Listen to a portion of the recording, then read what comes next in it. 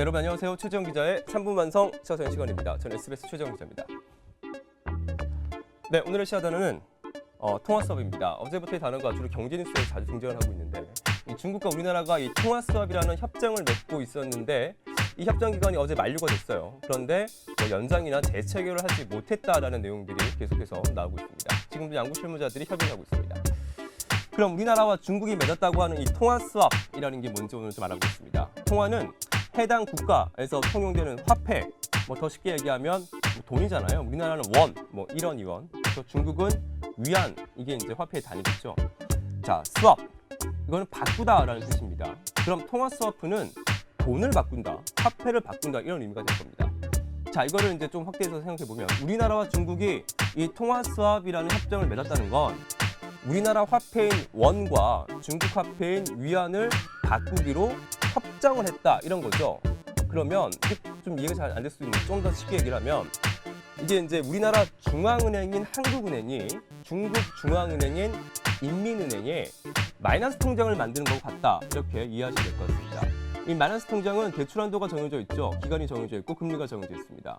예를 들면 1년 동안 5천만 원을 3% 이자로 내가 필요할 때 언제든지 은행에게 빌려 쓸 수 있는 게 바로 마이너스 통장이죠.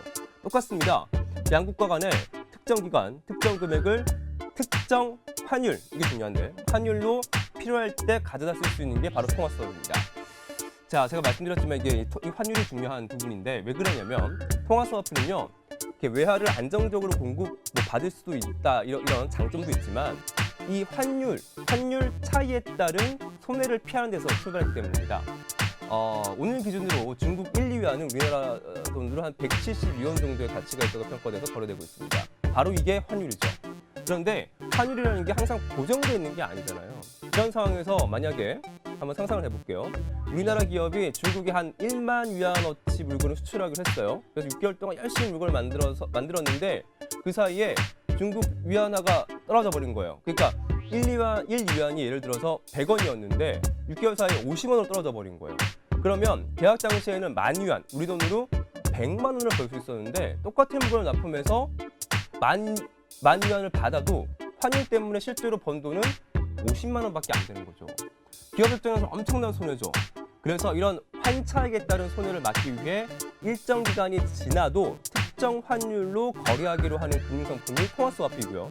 2008년 금융위기 이후에는 외환위기를 대비해서 국가 간에도 이런 통화 스와프 협정을 체결하고 있습니다.